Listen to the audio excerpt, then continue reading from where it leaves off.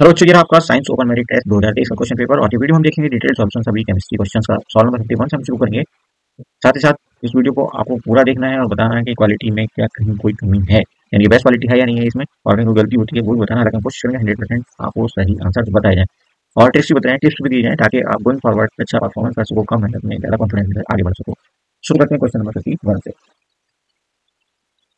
Redox reaction पहचानिए है। Redox अभिक्रिया इनमें से कौन सी है? तो देखिए, रिडॉक्स रिएक्शन में क्या होता है, ऑक्सीडेशन स्टेट में चेंज होना चाहिए। ठीक है, तो यहाँ पे हम देखेंगे ऑप्शन ए में आपको दिख रहा है, ए में आपको दिख रहा है कि जो एमएन की ऑक्सीजन स्टेट में सुबह +4 है, उसके बाद वो चेंज होकर के +2 हो। इसका मतलब यहाँ पे इसका रिडक्शन हो गया है। ओके, तो ये हमारा ऑप्शन हो सकता है, क्योंकि यहाँ पे रिडक्शन होगा वहाँ पे ऑक्सीडेशन भी जरूर होगा। बी की अगर हम बात करें तो जाइडन यहाँ पे +2 ऑक्सीजन स्टेट में है और यहाँ पे जाकर के 0 ऑक्सीजन स्टेट में, इसका मतलब इसका भी रिडक्शन हो रहा है। इसका मतलब ये भी रिडक्स रिएक्शन हो सकती है और ये भी रिडक्स रिएक्शन हो सकती है, बिल्कुल। लेकिन सी में ऐसा नहीं है। यहाँ पे सी का देखेंगे ऑक्सीजन स्टेट यहाँ पे +2 है और यहाँ पे भी जो +2 है। ऐसे कार्बन का देखेंगे यहाँ +4 है, यहाँ पे +4 है, ऑक्सीजन का भी अनचेंज है। इसका मतलब हमारा आंसर ये बन सकता है सी। ओके, इसके अलावा आप देखेंगे सी के अलावा डी में भी ऐसा ही हो रहा है, ऑक्सीजन स्टेट में किसी को चेंज नहीं हो रहा है, तो डी और सी हमारे आंसर बनेंगे और इस प्रकार से हमारा सही उत्तर जो बनेगा वो ऑप्शन नंबर 4 बनेगा। इसे एक बार फिर से सुन लीजिए। क्योंकि यहाँ पे एमएन की ऑक्सीजन स्टेट चेंज हो रही है, इसका मतलब यहाँ पे भी रिडॉक्स रिएक्शन है और बी में भी रिडॉक्स रिएक्शन हो रही है, लेकिन सी और डी में रिडॉक्स रिएक्शन नहीं हो रही है। और हमें क्या पहचानना है, हमें यही पहचानना है कहाँ पे रिडॉक्स रिएक्शन हो रही है। तो ए और बी में रिडॉक्स रिएक्शन हो रही है, इसका मतलब ऑप्शन थर्ड आपका राइट आंसर होगा। प्रश्न संख्या 52, कॉपर द्वारा सिल्वर को सिल्वर नाइट्रेट वेरिएंट से प्राप्त करना है। The obtaining silver from silver nitrate solution bye copper is a, तो होगी इस टाइप की रिएक्शन जो कि आप देख रहे हो। रिएक्शन की इक्वेशन हमने लिख दी है, AgNO3 की रिएक्शन कराई गई है कॉपर सॉलिड के साथ। कॉपर ने इसको रिप्लेस कर दिया है और इस रिप्लेसमेंट को हम क्या कहते हैं, डिस्प्लेसमेंट कहते हैं। तो डिस्प्लेसमेंट रिएक्शन की हमारी हो जाएगी। अब ऐसा हुआ क्यों, अगर हम इसकी बात करें तो कॉपर जो है वो रिएक्टिविटी सीरीज में Ag के ऊपर आता है। अगर आपको रिएक्टिविटी सीरीज आता नहीं है तो आप याद रख सकते हैं, please stop calling me again like zebra in straight line learning how. Copper and Hg saved gold and platinum, ये जंग से आप याद रख सकते हो। बहुत सारी और ट्रिक्स की लिंक हम आपको दे देंगे, ज़्यादा डिटेल में तो नहीं बता पाएंगे क्योंकि वीडियो बहुत लंबा हो जाएगा, बट डिस्क्रिप्शन में आपको सभी लिंक्स मिल जाएंगे। चलिए, तो फिलहाल आपका आंसर हो जाएगा डिस्प्लेसमेंट रिएक्शन। उसके बाद 53 नंबर क्वेश्चन देखिए, ये कह रहा है नीचे दी गई अभिक्रिया पर विचार कीजिए। PbNO3 दिया हुआ है, PBI के साथ रिएक्शन की कराई गई है। तो यहाँ पे पहचानिए किस टाइप की रिएक्शन यहाँ पे हो रही है। तो भाई PbI2 का एक तो अवक्षेपण बन जाएगा, प्रेसिपिटेट बनेगा। तो ये अवक्षेपण अभिक्रिया तो होगी ही होगी, इसमें कोई शक नहीं है। इसके अलावा और कौन सी अभिक्रिया यहाँ पे हो सकती है, डबल डिस्प्लेसमेंट रिएक्शन भी ये है। यहाँ पे आप देख रहे हो PbNO3 टूटा तो NO3 किसी के साथ चला गया, Pb किसी के साथ चला गया। ओके, तो उन्होंने अपनी अपनी जगह नई नई जगह ले ली है। तो इसका मतलब ये डबल डिस्प्लेसमेंट रिएक्शन भी है और प्रेसिपिटेट रिएक्शन भी है। वो चीज़ आपका ऑप्शन कौन सा करेक्ट हो जाएगा, ये दूसरा ऑप्शन आपका करेक्ट आंसर बनेगा। ओके, पहचानना है कि सल्फर जब हाइड्रोजन सल्फाइड का यहाँ पे रोल क्या है। क्या ये एक रिड्यूसिंग एजेंट है? Yes, it is a reducing agent, because ये क्या कर रहा है कि यहाँ पे SO2 को तोड़ रहा है और SO2 को तोड़ करके उसमें से ऑक्सीजन निकाल दे रहा है। ऑक्सीजन का निकलना होता है रिडक्शन, या आप ऐसे ऑक्सीडेशन कह सकते हैं कि अगर ऑक्सीजन ऐड होती है तो हम ऑक्सीडेशन कहते हैं, ऑक्सीजन निकलने को हम कह सकते हैं रिडक्शन। ओके, तो S से O अलग हो रहा है, ऑक्सीजन अलग हो रही है, इसका मतलब H2S कर रहा है और H2S अगर ये काम कर रहा है तो वो एक रिड्यूसिंग एजेंट से काम कर रहा है। नेक्स्ट देखिए, क्वेश्चन नंबर 55 कहता है कि यहाँ पे जो रिएक्शन दी हुई है इसके स्टोइकियोमेट्रिक कोएफिशिएंट क्या होंगे अगर रिएक्शन बैलेंस करनी है तो यहाँ पे रिएक्शन बैलेंस करने के लिए आपको कुछ खास नहीं करना। यहाँ पे आप ही की जगह लगा दिए 2। हर एक ऑप्शन आप ट्राई कर सकते हैं, हमने दूसरा ऑप्शन ट्राई करने की कोशिश की है। यहाँ पे देखिए 3 लगा दिए, यहाँ पे फिर से 2 और यहाँ पे फिर से 2। देखिए हर एक बैलेंस हो चुका है। यहाँ पे Hg 1 है, सॉरी 2 है, तो यहाँ पे भी Hg 2 हो जाएंगे। वो देखिए यहाँ पे 3 ये और 3 × 2 और 6 हो जाएंगे। वो तो यहाँ पे देखिए 2 O तो ये आ गए और 4 O यहाँ से आ गए, 6 O। ऐसे ही सब आप चेक कर सकते हो, सारी कोएफिशिएंट सही हो जाएंगे। ओके, और रिएक्शन बैलेंस हो जाएगी। तो इस तरह से आपका आंसर कौन सा हो जाएगा, ऑप्शन 2 आपका राइट आंसर हो जाएगा। क्वेश्चन नंबर 56 में हम पहचाना कि एक्सोथर्मिक रिएक्शन कौन सी नहीं है। मौसोसी अभिक्रिया में से कौन सी नहीं है पहचाना है, जिसमें कि हीट नहीं निकलती अगर रिएक्शन होती है तो इलेक्ट्रोलिसिस ऑफ वाटर जो है वो एक्सोथर्मिक रिएक्शन नहीं होती, यही हमारा आंसर बनेगा। और ऑप्शन कौन सा हमारा सही हो जाएगा, थर्ड ऑप्शन हमारा सही हो जाएगा। बाकी सब में आप देखिए यहाँ पे हीट निकलती है, यहाँ पे हीट निकलती है, न्यूट्रलाइजेशन रिएक्शन होती है एसिड और बेस की, जहाँ पे हमेशा हीट निकलती है। रस्टिंग ऑफ आयरन भी आपकी एक्सोथर्मिक रिएक्शन होती है। तो हमारा आंसर सिर्फ और सिर्फ होगा डी।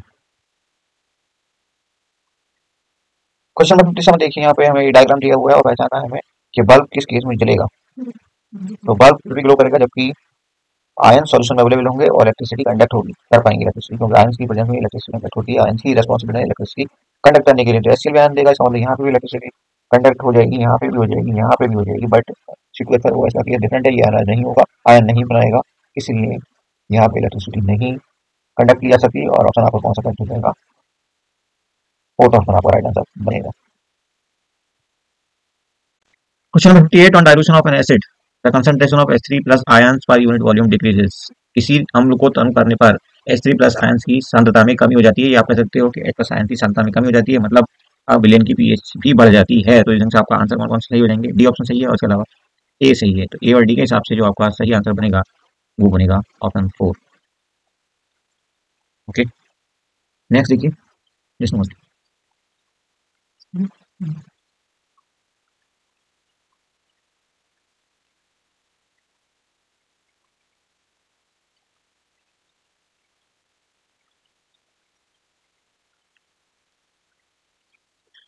नीचे दिए गए किन प्रकरणों में उत्सर्जित गैस चूने के पानी को दूरिया कर देगी? तो ऑप्शन ए देखिए, जिनकी एसिटिक एसिड के साथ रिएक्शन हम करा दें तो यहाँ पर हाइड्रोजन गैस निकलेगी, CO2 गैस नहीं निकलेगी, क्योंकि CO2 गैस ही चूने के पानी को दूरिया कर सकती है।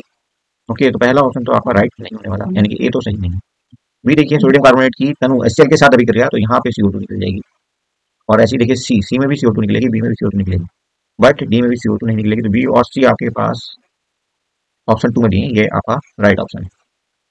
ये देखिए बच्चों, question number 16 the reaction C2H acidified K2Cr2O7 के साथ ये रिएक्ट कर रहा है और बना रहा है एसिटिक एसिड। तो इसमें ये बताना कि एसिडिफाइड K2Cr2O7 कैसे एक्ट कर रहा है। तो ये काम करेगा as an oxidizing agent, because acidic medium में K2Cr2O7 बहुत ही स्ट्रॉन्ग ऑक्सीडाइजिंग एजेंट माना जाता है।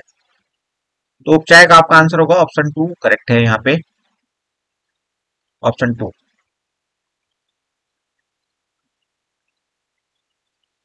नेक्स्ट देखिए क्वेश्चन नंबर 61 नंबर कहता है which among the following is are not soaps. इनमें से कौन कौन साबुन नहीं है? तो साबुन आपके होते हैं सोडियम और पोटेशियम के सॉल्ट्स, लेकिन लॉन्ग चेन फैटी एसिड्स होनी चाहिए। तो इसका मतलब ये हुआ कि, लेकिन यहाँ पे भी तो आपका आंसर नहीं हो सकता है, क्योंकि यहाँ पे तो सोडियम या पोटेशियम कुछ भी है नहीं अटैच इस मॉलिक्यूल में। उसके बाद डी की अगर हम बात करें तो डी में एसिड ही नहीं है ना, ये तो सीओ ग्रुप है। तो सीओ ग्रुप को तो आप जानते हो कि ये तो कीटोन ग्रुप है, तो ये भी आपका आंसर नहीं हो सकता। उसके बाद बचते हैं आपके पास ए और सी, तो ये दोनों आपके सही हो जाएंगे। और यहाँ पे लेकिन कोई भी ऑप्शन आपका सही नहीं है, तो इसलिए ये क्वेश्चन जो है पूछना से परफेक्ट नहीं है, ऑप्शन गलत हो गए हैं इसके, है ना। बहरहाल ऑप्शन में ए और सी होनी चाहिए थे साथ साथ। नेक्स्ट देखिए क्वेश्चन नंबर 62। क्वेश्चन नंबर 62 में हमें एक तो फंक्शनल ग्रुप प्रक्रियात्मक समूह को पहचानना है, और उस सजातीय श्रेणी, जो फंक्शनल ग्रुप की सजातीय श्रेणी है, उसके अगले मेंबर को हमने बताना है। तो आप इस मॉलिक्यूल को, जो कि गिवन मॉलिक्यूल है C2H6 को, इसको आप कुछ ढंग से तोड़कर लिख सकते हो CH3CH2OH। इसका मतलब ये है कि यहाँ पे OH ग्रुप प्रेजेंट है, मतलब अल्कोहल ग्रुप प्रेजेंट है। और अल्कोहल ग्रुप के लिए जो जनरल फॉर्मूला होता है होमोलोगस सीरीज का, वो होता है CnH2n+1OH। आप इस हिसाब से देखोगे तो यहाँ पे n की वैल्यू कितनी हो जाएगी? सी सी है यहाँ पे दो, तो n यहाँ पे 2 हो जाएगा, n is equal to, okay. और H 2 × 2 यानी कि 4+1 5+1 6H है हमारे पास, और एक O है। तो इस फॉर्मूले में बिल्कुल फिट बैठता है। तो आपको पता है कि इसका अगला मेंबर जो होगा उसमें क्या डिफरेंस होना चाहिए? एक कार्बन का और 2 हाइड्रोजन का डिफरेंस होना चाहिए। तो हमारा जो नया मॉलिक्यूल होगा इस सीरीज का, वो होगा आपका CH3 CH2 CH2OH, यानी कि प्रोपोनाल होगा वो। और ऑप्शन कौन सा करेक्ट हो जाएगा हमारा? एल्कोहल तो देखिए फंक्शनल ग्रुप है हमारा, और ये प्रोपोनाल जो है हमारा अगला मेंबर हो जाएगा इस सीरीज का। तो ऑप्शन 2 हमारा राइट आंसर हो जाएगा। क्वेश्चन नंबर 63 कहता है four student perform various chemical test and recorded their observation for the following test. Identify the students whose all observations are correct. ऐसा स्टूडेंट पहचानना है हमने, जो ABCD 4 स्टूडेंट्स हमें दिए हुए हैं, जिसके सभी टेस्ट सही हैं, एक्सपेरिमेंट सही हैं। तो आप यहाँ पे देखोगे सॉल्यूशन, सॉरी, जो स्टूडेंट सी है उसके सभी टेस्ट सही हैं। ये देखिए पहले एक्सपेरिमेंट में क्या कर रहा है, adding blue litmus to acid. जब उसने ब्लू लिटमस को एसिड के साथ ऐड किया तो उसे क्या मिला? सॉल्यूशन टर्न रेड, बिल्कुल सही है। नेक्स्ट क्या कहता है सी का? अगला देखिए क्या हुआ आगे दूसरे एक्सपेरिमेंट में, ये तो सही है। सॉल्यूशन टर्न पिंक कब? Adding phenolphthalein to base. Base में फिनोल्फथलीन कैसा कलर देता है? पिंक देता है। और उसके बाद थर्ड एक्सपेरिमेंट में क्या करता है वो? Adding methyl orange to acid. Acid को उसने मेथाइल ऑरेंज के साथ मिलाया, तो सॉल्यूशन कैसा हो गया? रेड हो गया। उसके बाद एक्सपेरिमेंट 4 में adding zinc metal to acid तो सॉल्यूशन बिकम हॉट। ओके, तो इसके सभी एक्सपेरिमेंट सही, ऑप्शन सी आपका राइट आंसर हो जाएगा। हिंदी में दिखा देते हैं, जिन बच्चों को इंग्लिश में प्रॉब्लम होती है वो हिंदी में देख लीजिए। नेक्स्ट देखिए क्वेश्चन नंबर 64। बहुत प्यारा सा क्वेश्चन है क्वेश्चन नंबर 64। निम्नलिखित धातु अम्ल अभिक्रियाएं की गई किस प्रकरण में गैस का उत्सर्जन सबसे अधिक होगा? तो यहाँ पे पीबी रिएक्ट कर रहा है एसिटिक एसिड के साथ, बहुत वीक एसिड है। पीबी बहुत ज्यादा रिएक्टिविटी सीरीज में ऊपर नहीं है, मतलब काफी कम रिएक्टिव है और मेटल्स के मुकाबले। और यहाँ पे आया सी यू का भी हाल लगभग लगभग वही है, लेकिन यहाँ स्ट्रॉन्ग एसिड है। फिर भी इसकी रिएक्शन पीबी वाले रिएक्शन से बेटर होगी, तेज होगी। लेकिन अगर आप देखें जिंक और एचसीएल का ऑप्शन डी में जो दिया हुआ है, ये बेस्ट है, ये फास्टेस्ट होगी, क्योंकि जिंक मेटल है और एचसीएल स्ट्रॉन्गेस्ट एसिड में आता है। तो ऑप्शन डी आपका राइट आंसर हो जाएगा। 65 नंबर कहता है मेथनोइक एसिड मधुमक्खी के डंक में उपस्थित होता है। Methanoic acid is present in honey bee sting. सही बात है। मेथनोइक अम्ल से संबंधित गलत कथन को पहचानना, तो इसका फॉर्मूला यही होता है, बिल्कुल सही बात है। त्वचा के संपर्क में आने पर जलन करता है, बिल्कुल, क्योंकि हमें बहुत सारी चीजें ऐसी मिलती हैं जिनमें मेथनोइक एसिड होता है, जैसे अ, बिच्छू घास हो गई, वो अगर स्किन पे कहीं लग जाए तो तेज जलन होती है। ततैया हमें काट ले उससे होती है। ओके, वेस्प जिसको कहते हो आप। इसके अलावा मधुमक्खी काट ले उससे भी यही जलन होती है, बिच्छू के काटने से भी इस टाइप की जलन होती है, क्योंकि उसके डंक में भी फॉर्मिक एसिड या मेथनोइक एसिड ही होता है। इसका दूसरा नाम फॉर्मिक एसिड भी है। और ये भी सही है स्टेटमेंट। तीसरा भी। चौथा स्टेटमेंट देखिए कहता है यह है मेथिल एथोनोएट एस्टर के बनाने में प्रयुक्त होता है। तो ये स्टेटमेंट जो है चौथा, यही गलत है और यही आपका आंसर बनेगा। ओके, तो फोर्थ आपका आंसर सही है। क्वेश्चन नंबर 66 कहता है निम्नलिखित अभिक्रिया पर विचार कीजिए। एथेनॉइक अम्ल है और सोडियम धातु उसके साथ रिएक्शन कर रही है। इसके बाद एक्स और वाई दो प्रोडक्ट आपके बन रहे हैं। तो इस अभिक्रिया में हमें पहचानना है एक्स और वाई क्या हो सकते हैं। बहुत अच्छा सा सवाल है, बहुत ही प्यारा छोटा सा सवाल। तो यहाँ पे आप देखोगे एथेनॉइक एसिड को आप क्या कहोगे, C2H, sorry just ethanoic acid CH3COOH।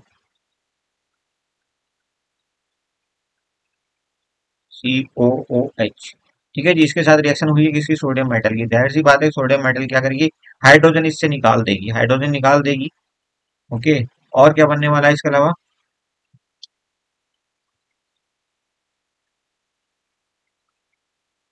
Sodium का सॉल्ट बना देगा। सोडियम सोडियम का सॉल्ट एसिड का कैसे बनेगा, ये आएगा आपका CH3COO, Na यहाँ जुड़ जाएगा और H यहाँ से जो निकला है वो आपको यहाँ पे H2 की फॉर्म में मिल जाएगा। तो हमारे पास x क्या हो गया और y क्या हो गया, देखो ये तो हो गया x और ये हो गया आपका y। अब देख लो कहाँ पे मिल रहे हैं हमें, ये मिल रहे हैं ऑप्शन थर्ड में, तो ऑप्शन थर्ड आपका आंसर बन जाएगा। नेक्स्ट देखिए क्वेश्चन नंबर 67।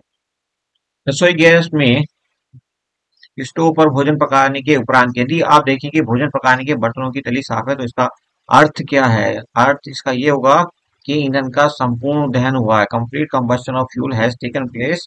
इसलिए ब्लूइश लौ के साथ जलता है ऐसे में जो चूल्हा है, और साथ ही साथ किसी ढंग का बर्तन पे काला रंग नहीं छोड़ता। ठीक है, तो बर्तन बिल्कुल साफ सुथरे दिखाई देते हैं। अदरवाइज सूटी फ्लेम के साथ जलता है तो वहां पे वो काली परत छोड़ जाता है, और साथ ही साथ येलोइश यानी कि पीली सी लौ के साथ जलता है। इस केस में अगर किसी वजह से पूर्ण दहन ना हो, अक्सर ऐसा होता है कि ऑक्सीजन की कमी से ऐसा होने लगता है कि पूर्ण दहन नहीं होता और कार्बन डाइऑक्साइड के बदले कार्बन मोनोऑक्साइड बनती है। एक और शानदार सवाल देखिए 68 नंबर सवाल। यहाँ पे हमने अम्लीय ऑक्साइड पहचाने, क्षारीय ऑक्साइड पहचाने, उभयधर्मी ऑक्साइड पहचाने, उदासीन ऑक्साइड पहचाने। चारों तरह के ऑक्साइड आपको पहचानने हैं। अम्लीय ऑक्साइड देखिए कौन कौन से होते हैं, कार्बन डाइऑक्साइड होती है, बिल्कुल सही बात है। SO2 होगा, बिल्कुल सही बात है। और उसके बाद अम्लीय का मतलब ए का हो गया क्यू, आई का हो गया क्यू, सॉरी ऐसे आप कह सकते हो, आई का हो गया क्यू, आई का क्यू के बाद आई को आप मिला दो क्यू से, ऐसे थोड़ा आसान हो जाता है जब आप निशान लगा लेते हो। क्षारीय ऑक्साइड की अगर हम बात करें तो क्षारीय ऑक्साइड यहाँ पर कौन कौन से होंगे, चलो पहले उभयधर्मी पूछ देख लो। उभयधर्मी आपके जो एम्फिटोरिक ऑक्साइड होते हैं, एम्फोटेरिक मतलब जो अम्ल और बेस दोनों के साथ रिएक्शन कर सकते हैं, तो ये हैं आपके Al2O3 और ZNO, बहुत ही ज्यादा फेमस है ये दोनों। इसके अलावा उदासीन की अगर हम बात करें, तो उदासीन आपका यानी कि न्यूट्रल ऑक्साइड्स और न्यूट्रल ऑक्साइड होते हैं। इसके लिए ट्रिक होती है नोको नासो। ऐसी बहुत सारी ट्रिक्स आपको हमारी मिल जाएंगी, हम डिस्क्रिप्शन बॉक्स में शेयर कर देंगे लिंक। तो उदासीन वाला आपका नोको नासो कौन कौन से हो गए भाई, ये है CO2, सॉरी CO और NO और N2O। ये होती है आपकी उदासीन, न्यूट्रल। और अब बचती है आपकी क्षारीय ऑक्साइड। तो क्षारीय ऑक्साइड आपको पता है कौन बनाती है? जो हमारी मेटल्स होती हैं, जैसे कि सोडियम, पोटेशियम, एस ब्लॉक के जितने भी मेटल्स होती हैं वो सब की सब क्षारीय ऑक्साइड्स बनाती हैं। तो यहाँ पे आपकी दो दो को आप मिला दो यहाँ पे आर से, तो टू का आर हो जाएगा। देखिए हमने कहा आई का क्या था, क्यू अम्लीय, ठीक है जी। उसके बाद सॉरी, एक का अम्लीय क्यू, दूसरे का क्या था, दूसरे का आपका है आर, और तीसरा क्या है आपका उभयधर्मी ऑक्साइड, उभयधर्मी एम्फोटेरिक ऑक्साइड एस है, तीसरे का एस है। देखो कहाँ पे मैच कर रहा है आपका, क्लियर हो ही गया है सब कुछ। पहले का क्यू, दूसरे का आर, तीसरे का एस, चौथे का पी। तो ऑप्शन कौन सा आपका करेक्ट हो जाएगा बच्चों? थर्ड ऑप्शन आपका राइट हो जाएगा। नेक्स्ट देखिए क्वेश्चन नंबर होगा आपका 69। क्लास 9 से लिया गया ये क्वेश्चन है। यहाँ पे आपको बताना है कोई धातु एम है जिसका सूत्र M2O का क्षारीय ऑक्साइड बनाती है। सॉरी, कोई धातु एम सूत्र M2O का क्षारीय ऑक्साइड बनाती है। तो आपको याद होगा कौन कौन सी मेटल्स हैं जो इस तरह के ऑक्साइड बनाती हैं, का फॉर्मूला आप कहीं पे देखा आपने, याद आ रहा है कुछ? यस, ठीक है। एस ब्लॉक के जो एलिमेंट्स हैं खासतौर पर उनमें जो पहला ग्रुप है वो इस तरह के ऑक्साइड्स बनाते हैं, उनका फॉर्मूला यही होता है। तो आपका कौन सा आंसर हो जाएगा यहाँ पे? कौन सा है यहाँ पे पहले ग्रुप का? कोई मेंबर दिख रहा है यहाँ पे आपको? सोडियम दिख रहा है यहाँ पे, तो सोडियम आपका आंसर हो जाएगा। सोडियम का सिंबल आपका Na होता है, ये तो सबको आपको पता ही होगा। नेक्स्ट देखिए क्वेश्चन नंबर 70। निम्नलिखित तत्वों की आदान सारणी में स्थिति के आधार पर सर्वाधिक वैद्युत धनात्मक तत्व की पहचान करनी है। हाईएस्ट इलेक्ट्रोपॉजिटिव एलिमेंट हमने पहचानना है। तो आप जानते हो कि पीरियोडिक टेबल में अगर आप लेफ्ट टू राइट जाओगे तो पॉजिटिविटी घटती है। यानी कि सबसे ज्यादा इलेक्ट्रो पॉजिटिव एलिमेंट्स कौन से होते हैं? एस ब्लॉक के एलिमेंट्स होते हैं। उनमें भी पहला ग्रुप जो है सोडियम वाला, वो सबसे ज्यादा इलेक्ट्रो पॉजिटिव होता है। तो यहाँ पे सोडियम ग्रुप का कोई मेंबर है ही नहीं। कैल्शियम है आपका किसका? दूसरे ग्रुप का मेंबर। ठीक है, तो यही आपका आंसर होगा, यही सबसे ज्यादा इलेक्ट्रो पॉजिटिव होगा। अब देखिए क्वेश्चन नंबर 71 कहता है, बहुत ही बढ़िया सवाल है ये, रिएक्टिविटी सीरीज पे है। तो रिएक्टिविटी सीरीज को याद करने के लिए ट्रिक हमारी होती है, please stop calling me a careless zebra, instead try learning how. Copper and mercury saved gold and platinum. ऐसे करके आप बहुत सारे एलिमेंट्स याद रख सकते हो, उनकी रिएक्टिविटी का ऑर्डर क्या है ये याद रख सकते हो, और इस तरह के सवाल बड़ी आसानी से कर सकते हो। तो आप जानते हो कि ये तो सबसे ज्यादा रिएक्टिव मेटल्स में से एक है, तो इसको हटाना, यानी कि ये Cl को छोड़ के जाएगा, ये नेक्स्ट इम्पॉसिबल है। तो ये तो आपका हो ही नहीं सकता, ये रिएक्शन आगे बढ़ेगी ही नहीं। ठीक है जी, ऐसी ही और रिएक्शन पहचान लो आप। अब आप देखिए यहाँ पे जो डी ऑप्शन है आपका, वहां पे जो रिएक्शन दी हुई है, Cu रिएक्ट कर रही है 2HCl के साथ और CuCl2 बना देगी। तो ये भी पॉसिबल नहीं होगा, क्योंकि कॉपर लेस रिएक्टिव है हाइड्रोजन के मुकाबले। हाइड्रोजन ऊपर आता है रिएक्टिविटी सीरीज में। जब आप इस सीरीज को याद करोगे तो आपको पता चल जाएगा कौन कहाँ पे है। तो ये रिएक्शन भी पॉसिबल नहीं है, फिजिबल नहीं हो सकती। तो ए और डी खत्म हो गई है, यहाँ से आप उनको कट कर सकते हो। उसके बाद बचता है जैसोल्ट। ठीक है जी, उसके बाद आपके पास ऑप्शन बचते हैं बी एंड सी जो फिजिबल है, और ऑप्शन 2 इस तरह से आपका करेक्ट हो जाता है। ये रहा आपका क्वेश्चन नंबर 72। निम्नलिखित अभिक्रियाओं में से कौन निस्तापन का के उदाहरण नहीं है? सबसे पहले आप ट्रिक सीखो कैल्सिनेशन का से शुरू हो रहा है, अगर हिंदी की बात करें। और यहाँ पे का से कम ऑक्सीजन की जरूरत होती है, तो इस ट्रिक से आप पहचान सकते हो। ठीक है। दूसरा, रोस्टिंग की अगर हम बात करें तो आर आ रहा है इसमें, और एक्स्ट्रा में भी आर आता है। एक्स्ट्रा O2 चाहिए होती है जब हम रोस्टिंग कराते हैं। ओके, तो आप यहाँ पे समझ लो, पहली वाली रिएक्शन बिल्कुल सही है, दूसरी वाली भी बिल्कुल सही है। वहां पे भी आप देखेंगे कैल्सिनेशन का एग्जाम्पल है ये भी, निस्तापन या कैल्सिनेशन। उसके बाद थर्ड रिएक्शन की अगर हम बात करें तो यहाँ पे ऑक्सीजन तो है ही नहीं। ओके, यहाँ पे तो कम ऑक्सीजन की बात हुई थी, कम ऑक्सीजन की बात थी, बिल्कुल ठीक है, लेकिन यहाँ तो ऑक्सीजन बिल्कुल भी नहीं है ना। और फोर्थ रिएक्शन की अगर हम बात करें तो यहाँ पे बहुत ज्यादा ऑक्सीजन है, तो हम इसको रोस्टिंग कह सकते हैं। ये कैल्सिनेशन का एग्जाम्पल नहीं माना जा सकता। तो आपका कौन कौन सा सही है? पहला और दूसरा, पहला एंड दूसरा। अच्छा नहीं है ये पूछा है, तो थर्ड एंड फोर्थ नहीं है, थर्ड एंड फोर्थ नहीं है, मतलब आपका थर्ड आपका करेक्ट हो जाएगा। देखिए रॉन्ग स्टेटमेंट यहाँ पे पहचानना है हमें, रॉन्ग स्टेटमेंट कौन सा होगा? थर्माइट अभिक्रिया में, ये देखिए ये रॉन्ग स्टेटमेंट है। थर्माइट अभिक्रिया में एल्यूमिनियम ऑक्साइड अपचायक की भांति कार्य करता है। तो एल्यूमिनियम ऑक्साइड तो बनता है, इसका प्रोडक्ट है। ठीक है, यहाँ पे आप देख रहे हो एल्यूमिनियम खुद ये काम करता है, एज ए रिड्यूसिंग एजेंट काम करता है एल्यूमिनियम। क्लियर, तो ये रिएक्शन भी आप याद रखें और कमेंट करके बताइए कि थर्माइट रिएक्शन का हम कहाँ पे इस्तेमाल करते हैं। क्वेश्चन नंबर 74 में यहाँ कुछ रिएक्शंस दी गई हैं, 4 रिएक्शंस दी गई हैं और उन पर बेस्ड कुछ क्वेश्चंस यहाँ पे स्टेटमेंट दिए गए हैं। इनफैक्ट इन स्टेटमेंट में हमने पहचानना है कौन सा सही नहीं है। देखिए अंडरलाइन करके चलना है, कहाँ पे कहीं पे बच्चों आपको ये सही नहीं वाला होगा ना तो लफड़ा डाल देगा ये, धोखा लगता है अक्सर इसमें, तो इसको अंडरलाइन करके ही आप आंसर करोगे जब भी आपको कहीं ये नॉट दिखाई दे तो आप देखेंगे यहाँ पे जो तीसरा स्टेटमेंट है वो सही नहीं है। थर्ड स्टेटमेंट में देखिए क्या कहता है, 3 और 4 जो समीकरण 3 और 4 है विस्थापन अभिक्रिया के उदाहरण है, ऐसा कह रहा है ये 3 और 4। तो देखिए यहाँ पे विस्थापन हो रहा है क्या,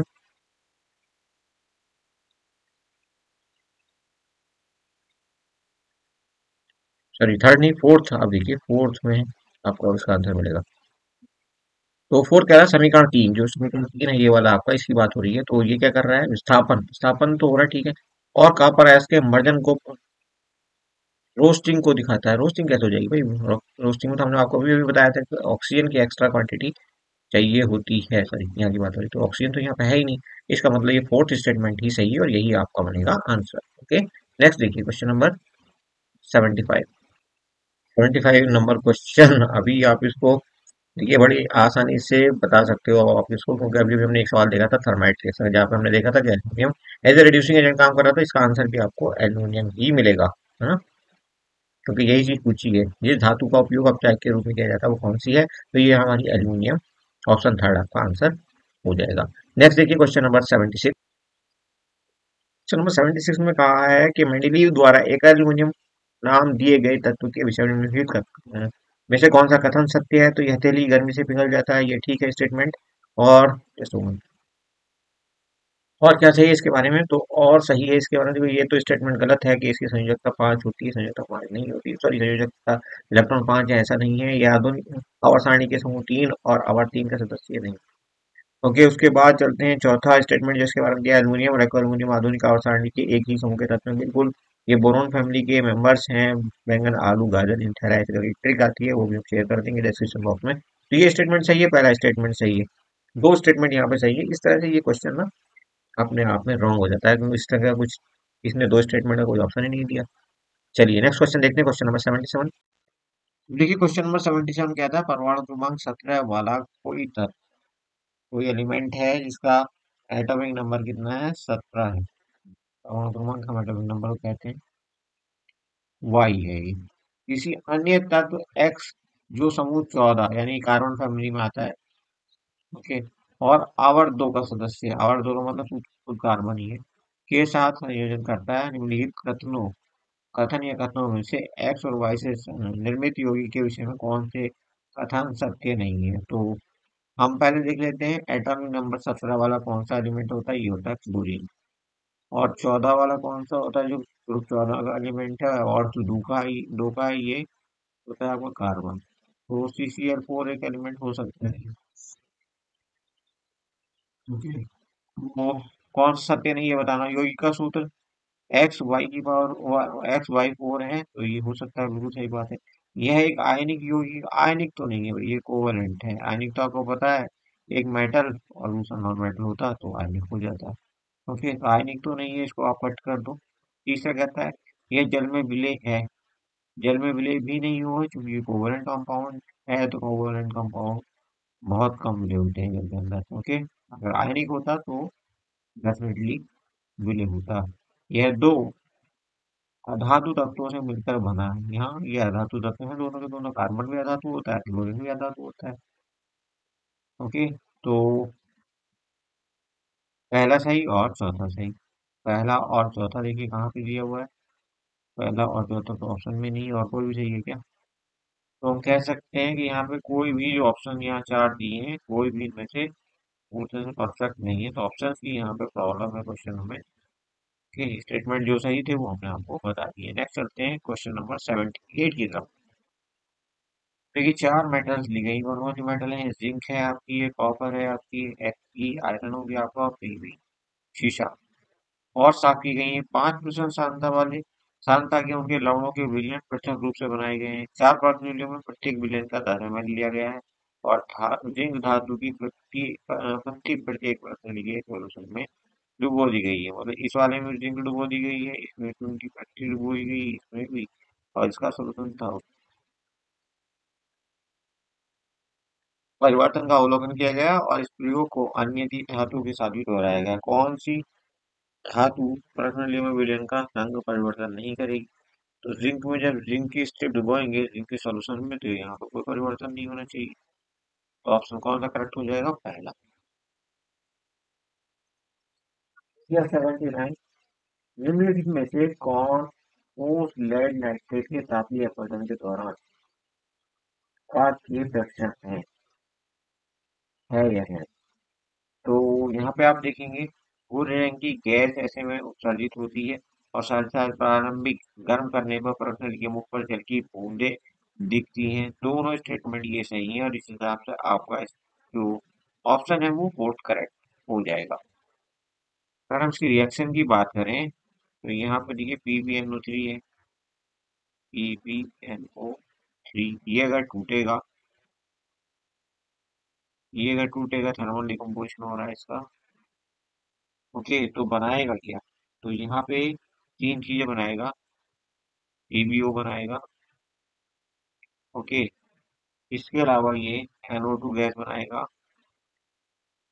और O2 गैस भी बनाएगा। आप इसको आप बैलेंस कर दो, यहाँ पे 4 लगा दो, यहाँ पे 2 लगा दो, तो ये बैलेंस भी हो जाएगा। देख लेना एक बार और चेक करके, वैसे ये बैलेंस है। फिर यहाँ जो कलर है इस गैस का NO2 का, तो इसी के बारे में बात हो रही है। ब्राउन रेडिश कलर कहलाता है। वैसे यहाँ पर सिर्फ ब्राउन कलर की बात की है, बट ये ब्राउन रेडिश कलर भी कहलाता है। तो ये बारी है क्वेश्चन नंबर 81 से लेकर के, सॉरी 80 से लेकर के 85 तक के क्वेश्चंस की। और यहाँ पे आप देखेंगे दो स्टेटमेंट हमें दिए, एक को कहा गया है assertion और दूसरे को कहा गया रीजन। तो अकॉर्डिंगली हमने आंसर देने हैं। अगर दोनों सही हैं और आर जो है वो एक ही सही इक्वेशन भी दे रहा है, तो इस केस में आपको ऑप्शन एक लगाना होगा। उसके बाद दो लगाएंगे आप अगर assertion और रीजन तो सही है, बट जो रीजन है वो सही से एक्सप्लेन नहीं कर रहा है assertion को। इसके अलावा ऑप्शन तीन होगा अगर पहला स्टेटमेंट सही है, यानी कि assertion सही है और रीजन गलत है तो। और इसका उल्टा अगर है तो ऑप्शन फोर्थ हो जाएगा। तो चलिए देखते हैं वन बाय वन। 80 में देखिए कह रहा है सर्सन कि ये जो हमारी रिएक्शन है NaCl ने रिएक्ट किया K2SO4 के साथ और उसका Na2SO4 और ये बना लिया is an example of precipitation reaction. No. तो ये तो आपका रॉन्ग हो गया। जब ये रॉन्ग हो गया तो दूसरा तो सही होगा ही होगा, है ना? और दूसरा सही हो जाता है अगर ऐसा होता है तो ऑप्शन फोर करेक्ट हो जाएगा। इसका आंसर क्या होगा? 80 का 4 करेक्ट। 81 नंबर सवाल कहता है assertion है the strength of only an acid can be tested by using pH scale 0 से 14 तक का। तो ये पॉसिबल है कि नहीं? सिर्फ एसिड की बात नहीं करते यहाँ पे बेस भी उसको आगे पीएच स्केल से उसको भी हम चेक कर सकते हैं कि वो एसिड है या बेस है और कितना उसका पीएच है 0 से 14 के बीच में। ओके, तो ये स्टेटमेंट अपने आप में गलत है। उसके बाद रीजन की अगर हम बात करें तो रीजन तो सही होना ही है, फिर भी एक बार आप चेक कर लो। PH scale gives a measure of hydrogen ion concentration in solution. बिल्कुल सही बात। ओके, इसका मतलब फिर से ऑप्शन कौन सा करेक्ट हो गया है? Fourth. Now question number 82 assertion दिया हुआ propanol and propanone are structural isomers. ऐसा है क्या? यस। तो ये असर्शन तो आपका करेक्ट हो गया। अब रीजन की बात कर लेते हैं। Structural isomers have same molecular formula but different structures. Yes, ये भी सही है। दोनों सही है, लेकिन ये इसकी व्याख्या नहीं कर रहा है। ये रीजन असर्शन की व्याख्या नहीं कर रहा है, और अगर व्याख्या नहीं करेगा तो फिर कौन सा आंसर बनेगा? ये जो है व्याख्या करेगा, तो ऑप्शन इसका ए ही बनेगा। ठीक है, दोनों सही भी हैं और ये रीजन इसको एक्सप्लेन भी कर रहा है, तो ऑप्शन पहला ही, सॉरी, हाँ, ऑप्शन पहला ही आपका आंसर बनेगा। ओके।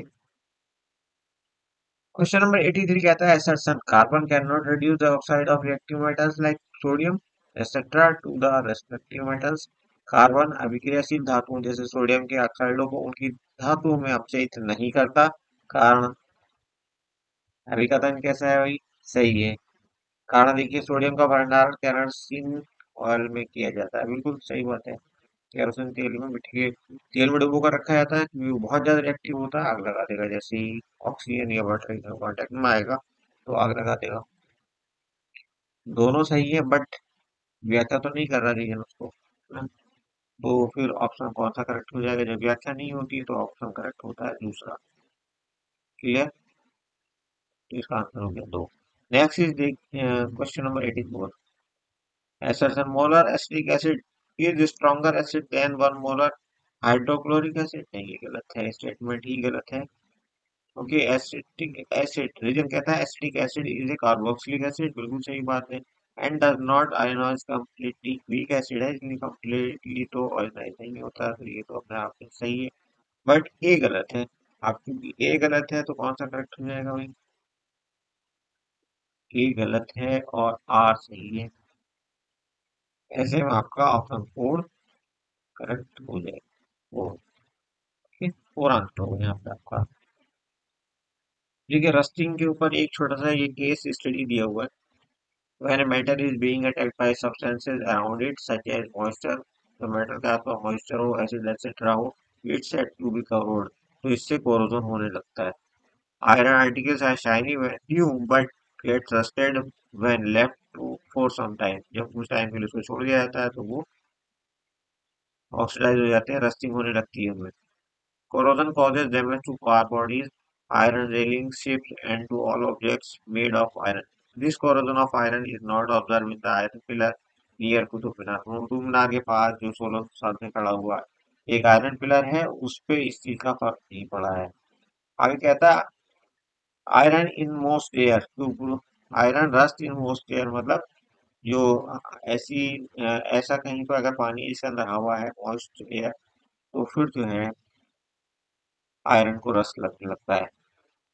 और इस घटना को सिद्ध करने के लिए तीन परख नलियां यहाँ पे ली गई हैं। उनमें से प्रति एक में आयरन की स्वच्छ की कीरें डाली गई हैं। एक परख नली में आयरन की कीलों को जल में डुबो दिया गया है, दूसरी में वायु को इस प्रकार आयरन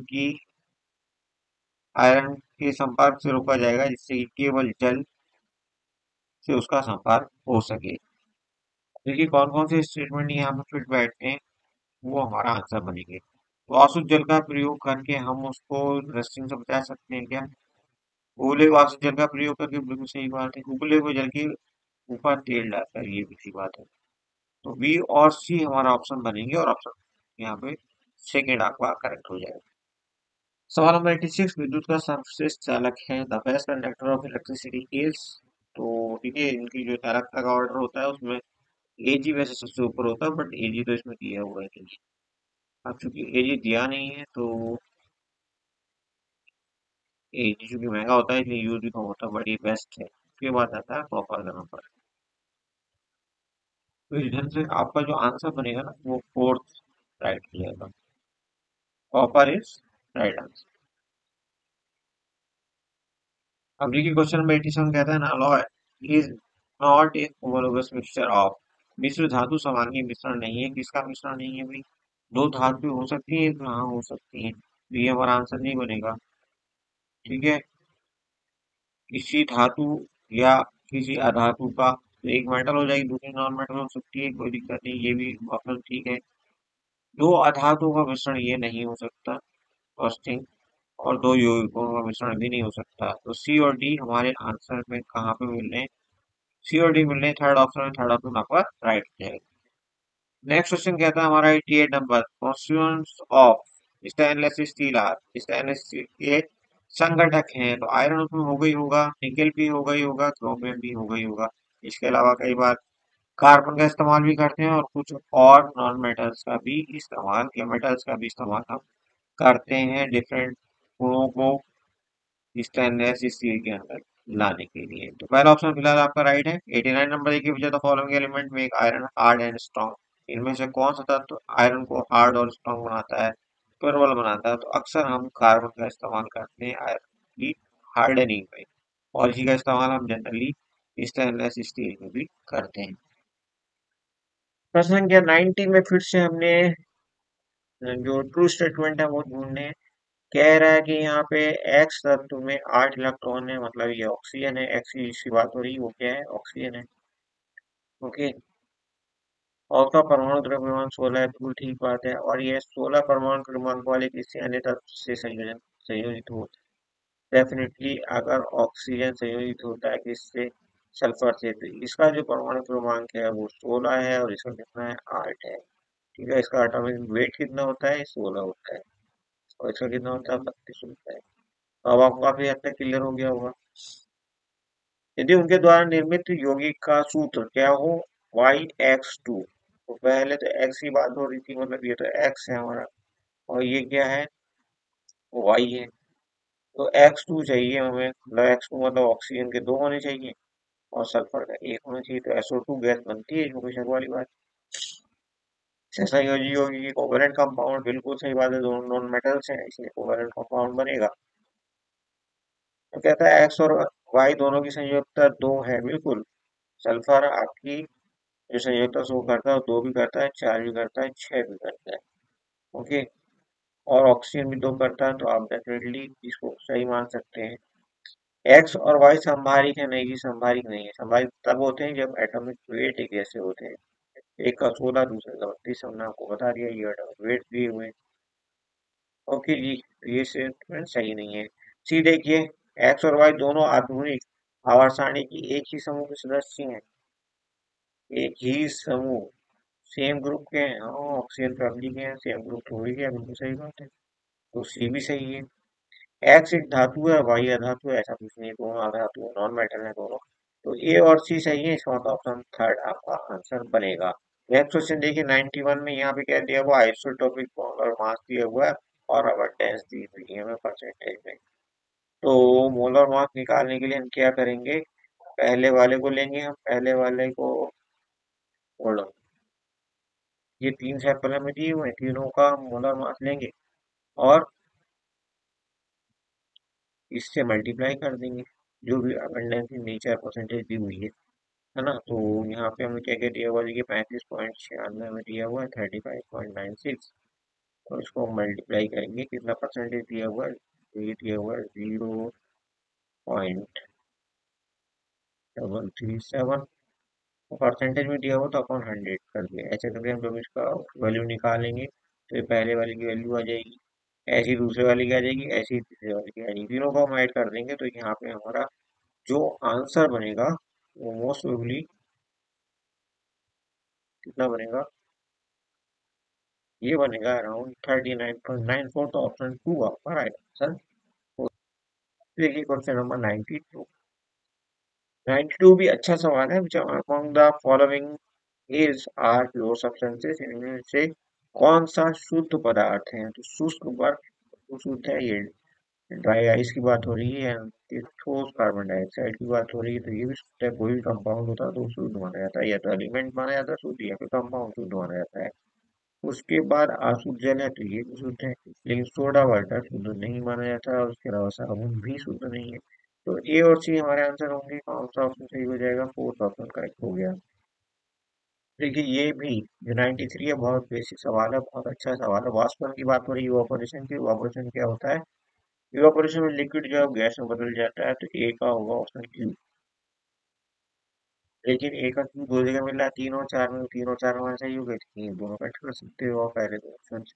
तो उसके बाद फ्यूजन या गलन की बात हुई, तो ये हो जाएगा आपका सॉलिड टू लिक्विड, तो सॉलिड, तो बी का हो जाएगा पी, बीपी आ रहा है आपका ये, तो मतलब ऑप्शन तो फोर्थ आपका करेक्ट हो गया। बाकी दोनों भी चेक कर लो, सब्लिमेशन में क्या होता है, वही सॉलिड सीधे गैस में बदलता है, तो सी का आर होना चाहिए, सी का आर ये दिया हुआ, बिल्कुल ठीक बात है। और उसके बाद कंडेंसेशन की बात करें, तो इसमें कोई भी गैस लिक्विड में बदल जाती है, तो पी आपका सही है, ठीक है, तो fourth option is right. 94 number में कहा गया है कि ऑक्सैलिक एसिड का जो मास है वो कैलकुलेट करना है हमने, मोलर मास।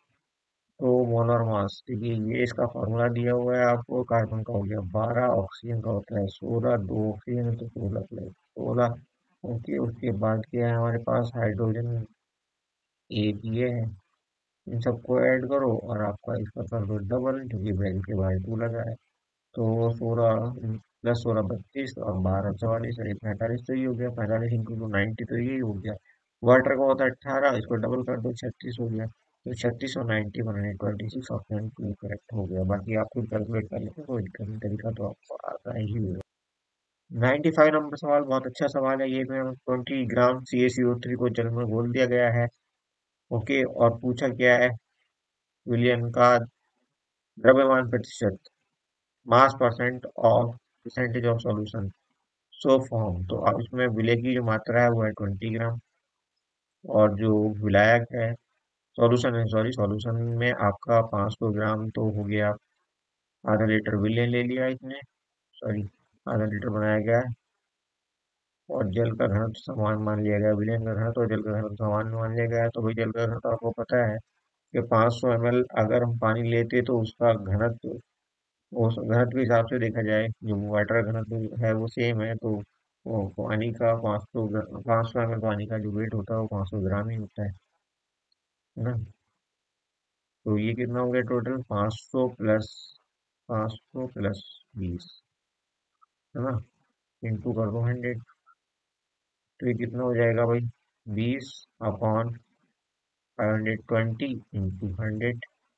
तो एक जीरो से एक जीरो कट गया, दो से इसको काटा तो ये आ गया आपका 26। अब 26 100 का आप काटोगे तो अप्रोक्सीमेटली समवेयर अराउंड 3.99 या 4% के आसपास आपका आंसर बनेगा।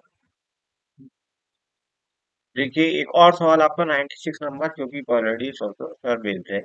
कोलॉइडल सॉल्यूशन के गुण आपको पता होंगे। कोलॉइडल जो सॉल्यूशन होते हैं वो समांगी नहीं होते, है ना, विषमांगी होते हैं। लगते वो ऐसा है जैसे समांगी होंगे बट वो हेटेरोजेनस होते हैं। तो पहला स्टेटमेंट तो सही नहीं है, यानी कि ये नहीं हमें चाहिए था। इनकरेक्टली तो पूछे, इनकरेक्ट को आप पहले ही हाईलाइट कर लिया करो, पहले ही अंडरलाइन करके रखो, ज्यादा अच्छा। Milk an example of colloidal solution, तो ये तो सही स्टेटमेंट है, हमें चाहिए नहीं। उसके बाद colloidal solution agreement Tyndall effect, ये भी सही है, तो ये भी हमें नहीं चाहिए। फिर bending of light by colloidal particle is called Tyndall effect, ये भी सही है, तो ये भी हमें नहीं चाहिए। यानी कि जो रॉन्ग स्टेटमेंट है वो ओनली वन है, तो ऑप्शन पहला आपका करेक्ट हो गया है। 97 नंबर कहता है कि एटोमिसिटीज क्या होंगी जो आपको एलिमेंट्स दिए गए हैं, उनकी एलिमेंट्स के कंपाउंड दिए गए हैं। यहाँ पे कार्बोनेट का आयन दिया है, तो आपको पता है कार्बोनेट का आयन क्या होता है, CO3 होता है, और 2 माइनस का इसके ऊपर लगा होता है। एलिमेंटल फास्फोरस की बात हो रही है, तो ये P4 की फॉर्म में एग्जिस्ट करता है। उसके बाद क्या बात हो रही है भाई, नाइट्रोजन गैस की बात हो रही है, N2 की फॉर्म में एग्जिस्ट करती है। उसके अलावा जिंक मेटल Zn होता है, तो ओनली वन यहाँ पे कहना चाहिए एटम होता है। तो इसकी एटॉमिसिटी 1 हो गई, इसकी 2 हो गई, इसकी होती है 4 और इसकी हो गई तो 2 4 2 1। कहाँ पे है भाई ऑप्शन 2 4, या कुछ और भी है क्या बीच में। जिंक मेटल है, हीलियम गैस भी है, तो हीलियम गैस की तो बनी होती है, हीलियम गैस में कोई दिक्कत नहीं होनी चाहिए वन। तो 2 4 2 1 1 है कहीं, 2 4 2 1 1 तो नहीं है, कुछ गड़बड़ है क्या। कार्बोनेट आयन तो 4 एटम होंगे ना, यहाँ देखो ऑक्सीजन 3 है और एक कार्बन 4 एटम होते हैं। तो ऐसे भी कई बार धोखा लगता है, इसका पता चलता है। ओके, इसमें रिव्यू जरूर करना चाहिए। तो ऑप्शन पहला करेक्ट हो जाएगा आपका। रदरफोर्ड का अल्फा पार्टिकल स्कैटरिंग एक्सपेरिमेंट हमें क्या बताता है, क्या निष्कर्ष निकलता है। हम यहाँ पे देखेंगे दूसरा जो स्टेटमेंट है वो सही है।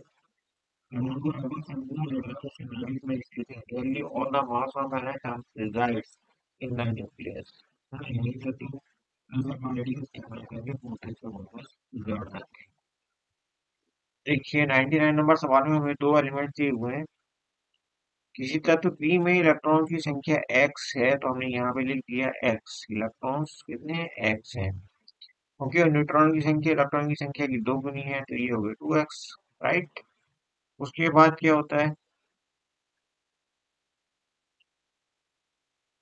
जबकि तत्व Q में इलेक्ट्रॉन्स की संख्या है y, तो हमने ये y लिख दिया है, ठीक है जी। और समान संख्या में न्यूट्रॉन भी है, तो न्यूट्रॉन भी कितने y है यहाँ पे Q के अंदर, दोनों इंडिविजुअल से कौन सा व्यंजक सही है?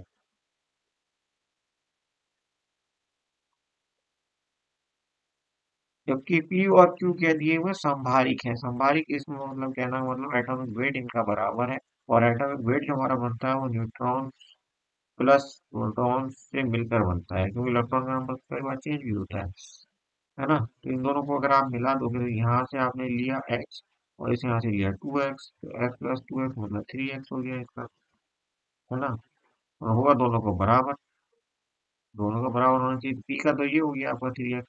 अब देख लो क्यू का क्या होने वाला है, तो क्यू का नंबर ऑफ न्यूट्रॉन है ये वाई, और जो प्रोटॉन है वो भी है वाई, तो वाई प्लस वाई यानी कि 2y, वाई प्लस वाई यानी कि 2y है ना। तो आप कह सकते हो 3x is equal to 2y। यहाँ से एक्स और वाई का रिलेशनशिप क्या निकल आया, एक्स इज इक्वल टू 2/3 और वाई, ये रिलेशनशिप निकला। कहाँ पे मिल रहा है ये हमें, पहले ऑप्शन में। पहला ऑप्शन आपका करेक्ट हो जाएगा। नेक्स्ट इज 100 नंबर सवाल, केमिस्ट्री का ये लास्ट सवाल है, और ये वीडियो हम यहीं एंड करेंगे। बाकी के पार्ट्स आप दूसरे वीडियो में देखेंगे, अदरवाइज वीडियो बहुत लंबा हो जाएगा। एक प्रश्न ये हमें दी गई जिसमें 2 ग्राम बेरियम हाइड्रोक्साइड लिया गया और इसमें 1 ग्राम अमोनियम क्लोराइड भी डाल दिया गया। क्या क्या लिया गया, बेरियम हाइड्रोक्साइड ले लिया गया है,